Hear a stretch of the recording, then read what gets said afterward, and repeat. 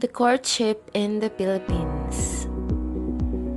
As love seems to be every person's favorite language, dating and courtship could never be thrown out of the window when discussions about culture commence.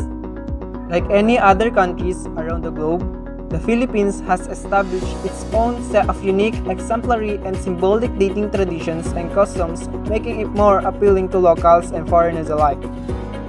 From pre-colonial era up until present, the Filipino culture has remained true to its legacy in spite of the many innovations and societal changes it has gone through.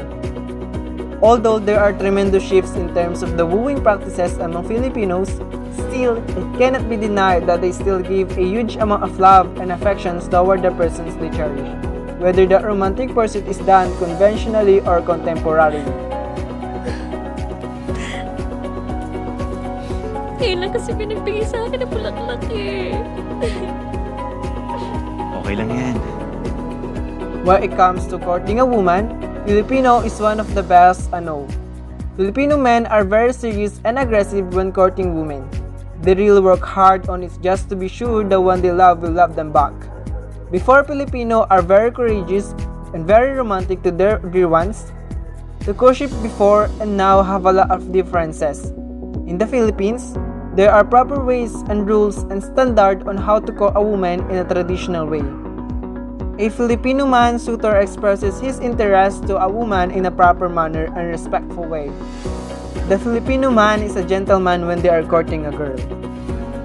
Compared to these days that not only man hurt the woman, but also the woman can break the heart of a man. Before courtship for Filipino is not easy for them. They do the best effort just to show the woman they love how serious they are and how patient they are. But after the long waited of courting, the woman they love and they become a girlfriend and boyfriend. The next stage is they become engaged and follow the marriage. That is how the love and they really serious with the woman they love. Most relationships before falling into marriage and they start to build their own family. The Filipino men before are very gentlemen and respectful to the family of the woman they courted. The different types of traditional courtship. One of the types of traditional courtship in the Philippines is serenading the woman. Filipino courted of a woman through sing romantic song. Some traditional way is formed by a middleman or negotiator, or in Tagalog they called it tulay.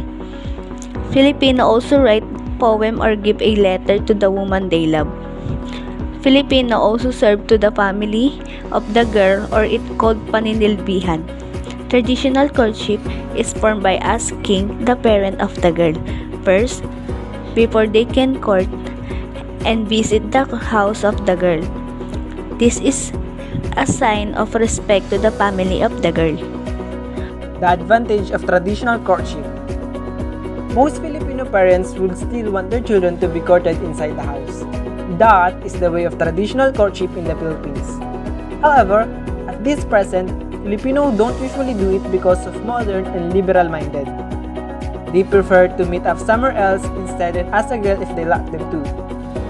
There are many advantages to Filipino in the way they court women before. It also for the good of both sides that traditional courtship is better than now.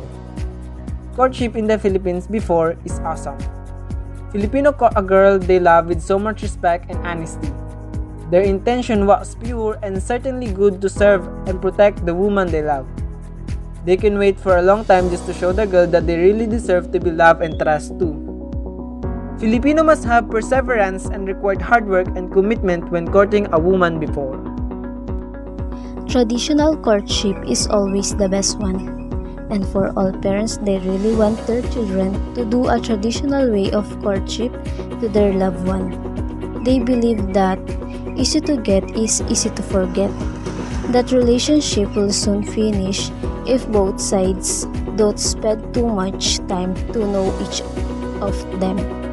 They cannot have time to know the like and dislike of them if they just go into a relationship that easily.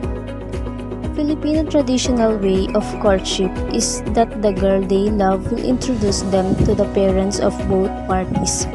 Will know that their children are seriously like or in love with each other, that they really want their family, about the relationship they will build in.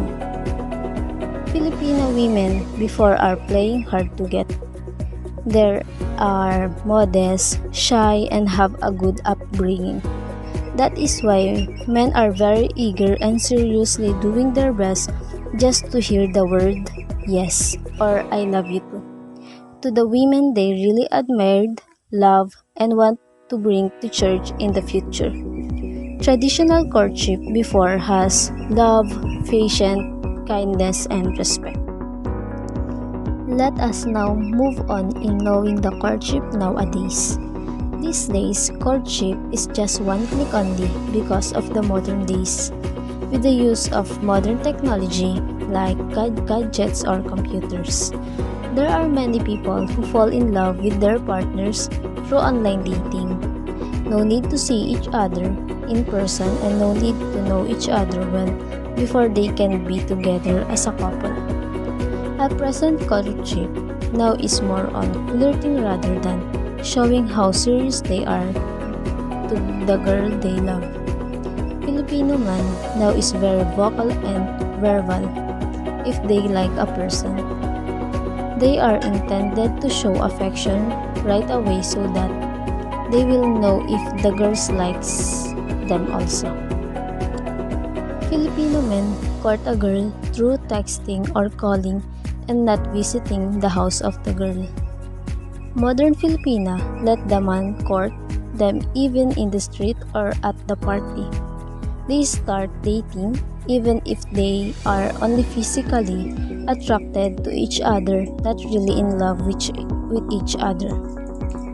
The relationship now can easily be broken because it also easily have it.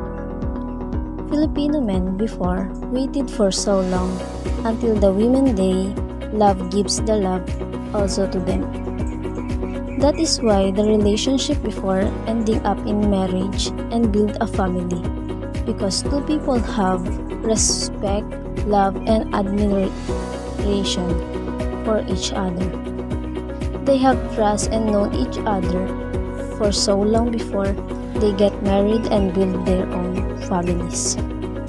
The influence of modern technology can really give a negative result in terms of dating and relationships.